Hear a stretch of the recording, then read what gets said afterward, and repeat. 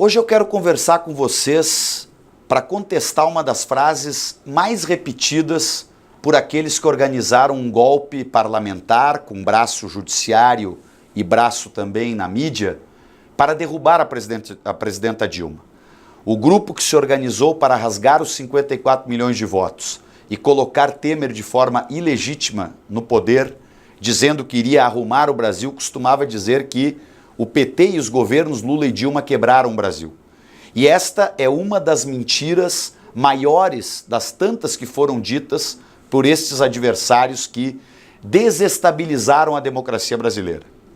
A primeira frase para quebrar esta grande mentira é mostrar as reservas internacionais. As reservas internacionais são aquilo que um país tem para suportar ataques especulativos contra a sua economia e sua moeda. Quando o Lula assumiu a presidência, o Brasil tinha apenas 30 bilhões de dólares em reservas.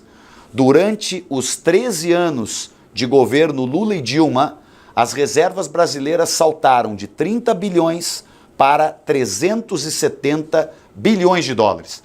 Então, um país que multiplica por 12 o seu volume de reservas não é um país que quebrou. Ao contrário, é um país com economia mais sólida.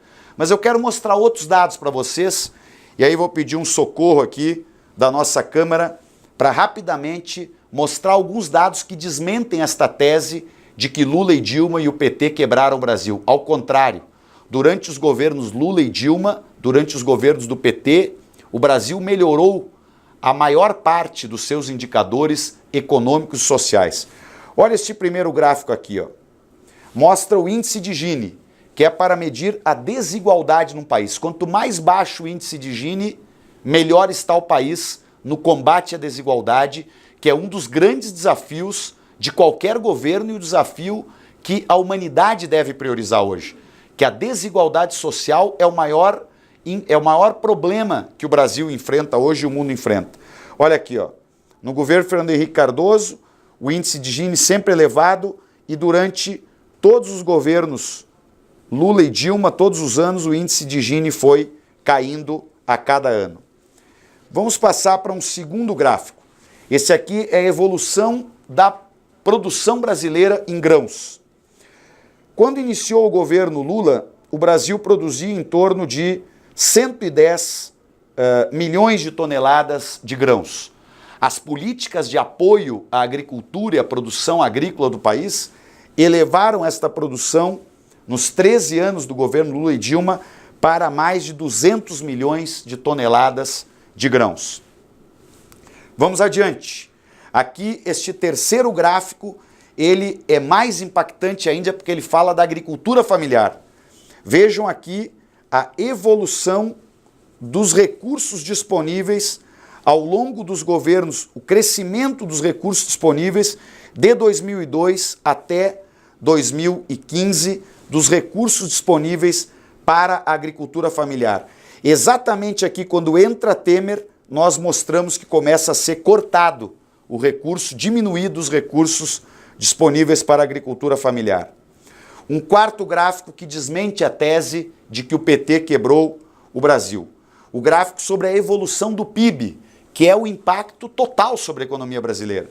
Olha aqui o tamanho que tinha o PIB do Brasil no período quando encerrou o governo Fernando Henrique Cardoso e veja o crescimento do PIB durante os governos Lula e Dilma, e aí quando entra o período de desestabilização do governo, por conta da tentativa que depois, infelizmente, foi consolidada de um golpe para derrubar o governo Dilma, quando Eduardo Cunha encaminha as pautas bomba e toda aquela lógica do vale tudo para gerar o ambiente para o golpe, que colocou Temer no poder, o PIB brasileiro começa a cair. Mais um dado aqui, a evolução das vendas no varejo. Veja aqui a evolução e o crescimento das vendas no varejo durante o governo do presidente Lula e da presidenta Dilma. De novo, a mesma coisa.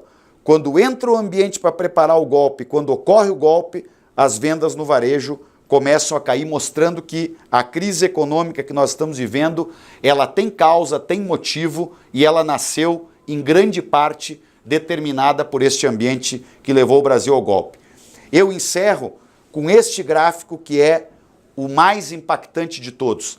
A evolução do valor do salário mínimo, que foi uma das grandes ferramentas para diminuir a desigualdade social, para melhorar o poder de compra do povo brasileiro e, com isso, ter um impacto positivo sobre a economia. Está aqui, ó, durante o governo Fernando Henrique Cardoso, praticamente estabilizado o valor do salário mínimo. Quando entra Lula e até o final do governo Dilma, o salário mínimo sempre crescendo.